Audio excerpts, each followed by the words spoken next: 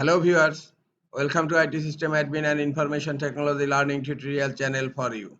Today in this tutorial I am going to show you how to hide a partition in Windows 11 computer. Sometimes it becomes very important for you, so don't forget to watch full video. Open the File Explorer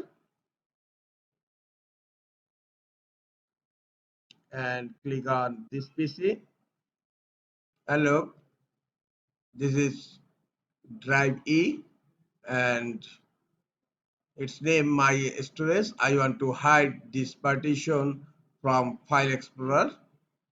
Now right click on Start menu, click on Disk Management. Disk Management has been opened. This is the my storage and E drive. I want to hide this partition. Right click on the partition and click on Change Drive Letter and Path and select the drive here and click on Remove. And this is the notification. Are you sure you want to remove this drive letter? Click on yes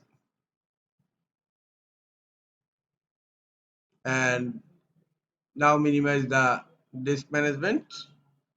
Look, the partition is hidden from File Explorer in Windows 11 computer.